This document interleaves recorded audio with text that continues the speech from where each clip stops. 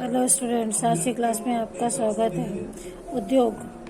क्या आपने कभी यह विचार किया है कि लिखने की अभ्यास पुस्तिका जो आप इस्तेमाल में लाते हैं वह विनिर्माण की लंबी प्रक्रिया के बाद आपके पास पहुंचती है। इसके जीवन की शुरुआत वृक्षों से होती है, उसे काटा जाता है और तो लुगदी मिल तक ले जाया जाता है। वहाँ वृक्षों की लकड़ी को संसाधित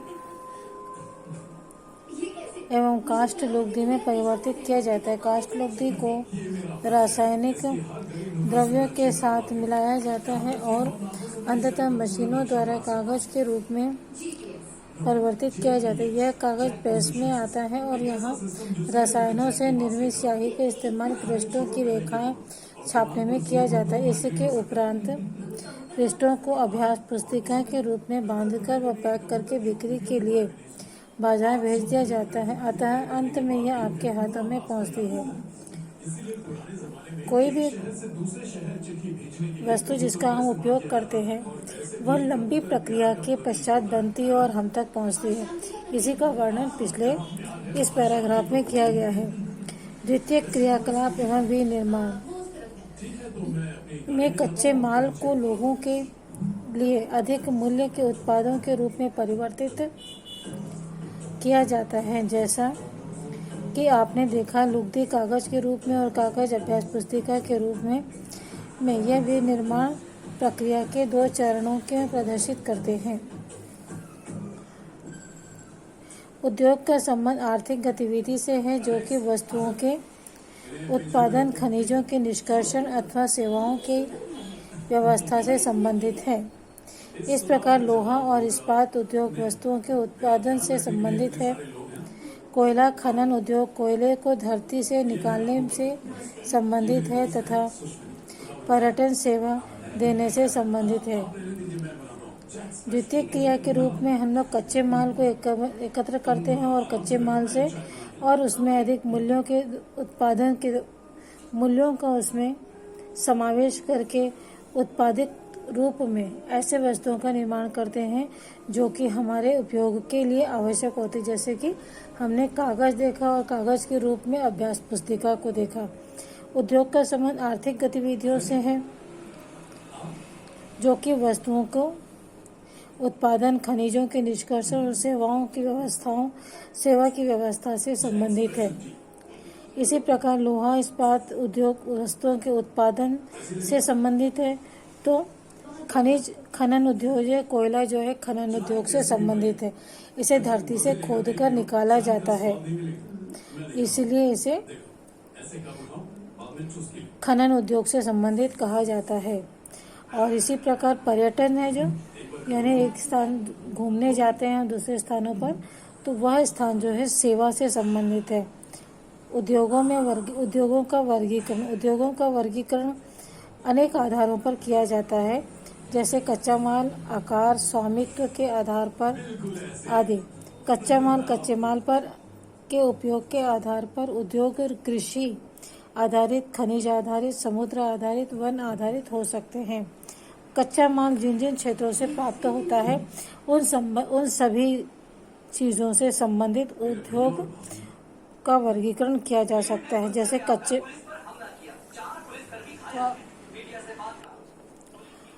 जैसे खनिज उद्योग, कृषि उद्योग, कृषि से वस्तुएं प्राप्त होंगी तो उसे कृषि उद्योग कहेंगे। समुद्र पर से वस्तुएं प्राप्त होंगी तो उसे समुद्र आधारित उद्योग कहेंगे। इसके बारे में हम आगे वर्णन करते हैं। यह कृषि आधारित उद्योग कच्चे माल के रूप में वनस्पति एवं जीव जंतु आधारित उद्योग उत्पादों का उपयोग करते हैं, जैसे खाद्य संसाधन, वनस्पति तेल, सूती वस्त्र, डेयरी उत्पादन, चर्म उद्योग आदि कृषि आधारित उद्योगों के उदाहरण हैं। खनिज आधारित उद्योगों में प्राथमिक उद्योग हैं जो खनिज अयस्कों का उपयोग करते हैं, जिसके का उपयोग कच्चे माल के रूप में करते हैं। इन उद्योगों के उत्पादन अन्य उद्योगों का पोषण करते हैं। अयस्क से निर्मित लोहा खनिज आधारित उद्योग का उत्पाद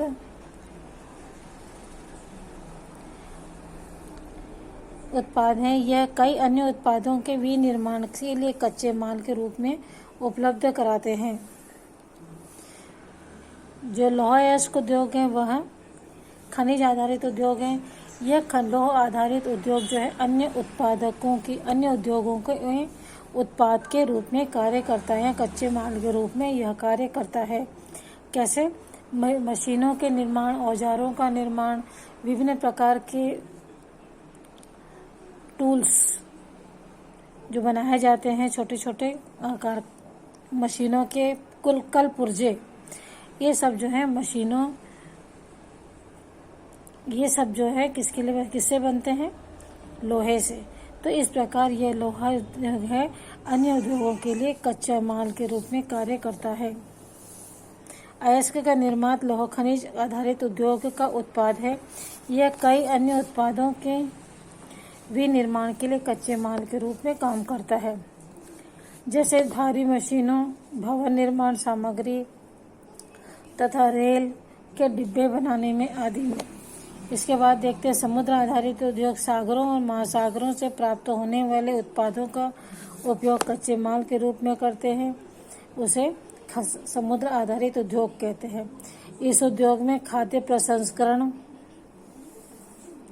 उद्योग और मत्स्य उद्योग, तेल और मछली का तेल, मत्स्य तेल आदि इसके विभिन्न उदाहरण हैं।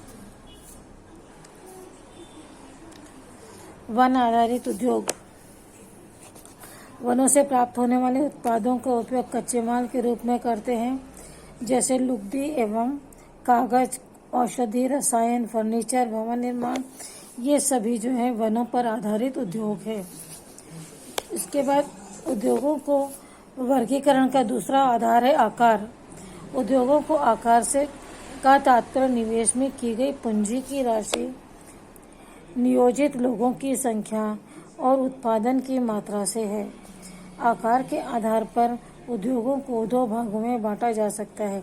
आकार के अंतर्गत हम सबसे पहले यह निश्चित करते हैं कि किसी उद्योग में जो पूंजी लगाई गई है वह कितनी है उसकी, और उसमें नियोजित रूप से कार्य करने वाले लोगों की संख्या कितनी है और उसमें उत्पादन जो है किस मात्रा में हो रहा है। आकार के आधार पर उद्योगों को दो भागों में बांटा जा सकता है। लघु आकार के उद्योग और वृहत आकार के उद्योग। लघु यानी मंझोले आकार के उद्योग और वृहत यानी बड़े उद्योग। कुटीर एवं घरेलू उद्योग छोटे पैमाने के उद्योग हैं। इनमें जिसमें दस्तकारों के द्वारा उत्पादन का निर्माण जो है अपने हाथों से किया जाता है, जैसे टोकरी बुनना, मिट्टी के बर्तन बनाना, हस्त निर्मित वस्तुएं कुटीर उद्योग के उदाहरण हैं। इनमें बड़े पैमाने पर पूंजी की भी आवश्यकता नहीं होती और न ही नियोजित लोगों की आवश्यकता होती है, और इनमें उत्पादन जो है छोटी मात्रा में होता है। बड़े पैमाने पर उद्योग की बड़ी मात्रा में वस्तुओं का उत्पादन करते हैं, उसकी तुलना में छोटे पैमाने में उद्योग कम पूंजी व प्रौद्योगिकी का उपयोग करते हैं। बड़े पैमाने के उद्योगों में पूंजी का निवेश अधिक और प्रयुक्त प्रौद्योगिकी उच्च स्तरीय होती है, जैसे रेशम की बुनाई और खाद्य प्रसंस्करण। लघु उद्योग पैमाने के उद्योग हैं। ऑटोमोबाइल और भारी मशीनों का उत्पादन बड़े पैमाने के उदाहरण हैं। लघु अपने छोटे आकार में के जो कुटीर उद्योग है उसके बारे में आपने कक्षा 7वीं में भी पढ़ा है। और लघु आकार के उद्योगों में रेशम उद्योग,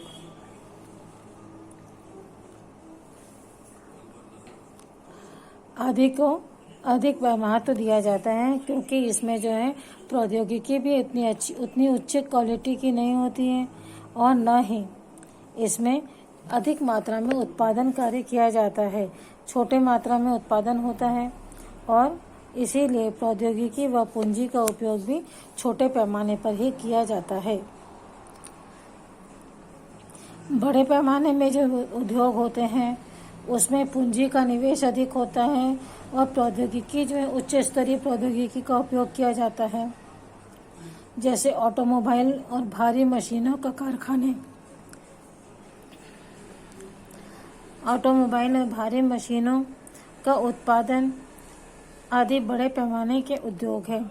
इसके पश्चात तीसरा आधार है स्वामित्व के आधार पर। स्वामित्व के आधार पर उद्योगों को निजी क्षेत्र, राज्य स्वामित्व तथा सार्वजनिक क्षेत्र और संयुक्त क्षेत्र और सहकारी क्षेत्र में वर्गीकृत किया जाता है। स्वामित्व के आधार पर उद्योगों को 4 भागों में विभाजित किया गया है। पहला निजी क्षेत्र का स्वामित्व, दूसरा राज्य स्वामित्व, तीसरा सार्वजनिक क्षेत्र या संयुक्त क्षेत्र से कहते हैं, और चौथा है सहकारी क्षेत्र। इस प्रकार विभाजित किया गया है। निजी क्षेत्र के उद्योगों का स्वामित्व और संचालन या तो एक व्यक्ति द्वारा किया जाता है या व्यक्तियों के समूह के द्वारा किया जाता है। दूसरा सार्वजनिक क्षेत्र के जो उद्योग है उनका स्वामित्व जो है स्वामित्व और संचालन जो है सरकार के द्वारा किया जाता है, जैसे Hindustan aeronautics limited, steel authority of India आदि। संयुक्त क्षेत्र के उद्योगों का स्वामित्व और संचालन राज्यों और व्यक्तियों अथवा व्यक्तियों के समूह द्वारा होता है, जैसे मारुति उद्योग लिमिटेड संयुक्त क्षेत्र का उद्योग का एक उदाहरण है। सहकारी क्षेत्र के उद्योगों का स्वामित्व और संचालन कच्चे माल के उत्पादकों या पूर्तिकारों के स्वामित्व और संचालन पूर्तिकारों, कामगारों अथवा दोनों के द्वारा होता है, जैसे आनंद मिल्क यूनियन लिमिटेड एवं सुधा डेयरी सहकारी उपक्रम के उसके उदाहरण हैं। सहकारी क्षेत्र में जो है संचालन जो कच्चा माल देते हैं वे करते हैं, या उनकी आवश्यकताओं की विभिन्न आवश्यकताओं की पूर्ति के लिए जो लोग अपना सहयोग देते हैं और उसके अंतर्गत जो कार्य करने वाले कारीगर होते हैं वे सभी मिलकर के इसका संचालन करते हैं, जैसे आनंद मिल्क यूनियन लिमिटेड और दुग्ध डेयरी सहकारी उपक्रम आदि। उद्योगों की अवस्थिति को प्रभावित करने वाले कारक अर्थात किसी भी उद्योग को लगाने के लिए जिन जिन चीज़ों की आवश्यकता होती है वे कारक जो उद्योगों की अवस्थिति को प्रभावित करते हैं, जैसे कच्चे माल की उपलब्धता, भूमि, जल, श्रम, शक्ति, पूंजी, परिवहन और बाजार है। उद्योग उन्हीं स्थानों पर केंद्रित किए जाते हैं जहां ये सभी वस्तुएं जो हैं एक साथ सस्ती की दरों पर और आसानी से उपलब्ध होती हैं। कभी कभी सरकार भी कम दाम पर विद्युत उपलब्ध कराती है, कम परिवहन लागत और अन्य अवसंरचना जैसे प्रोत्साहन प्रदान करती है, ताकि पिछड़े क्षेत्रों में उद्योग लगाए जा सकें और वहां का औद्योगिकरण किया जा सके। औद्योगिकरण से प्रायः नगरों और शहरों के विकास और वृद्धि भी होती है। तो उद्योग ऐसे स्थानों में लगाए जाते हैं जहां पर उनके लिए सभी सुविधाएं उपलब्ध हों, जैसे कच्चा माल है, बिजली, पानी, जल, श्रमिक, ये सभी की आवश्यकताओं की पूर्ति आसानी से हो सके। कभी कभी सरकार भी ऐसे उद्योगों को प्रोत्साहन देती है जो कि पिछड़े क्षेत्रों में लगाए जाते हैं, जिससे कि वहाँ पर औद्योगिकरण हो सके, किंतु अधिकतर नगरों और शहरों के विकास के लिए उद्योगों का औद्योगिकरण से प्रायः नगरों और शहरों का ही विकास और वृद्धि होती है। ठीक है बच्चों, इस वीडियो में इतना ही। अगले वीडियो में इसके आगे देखेंगे। Okay, bye.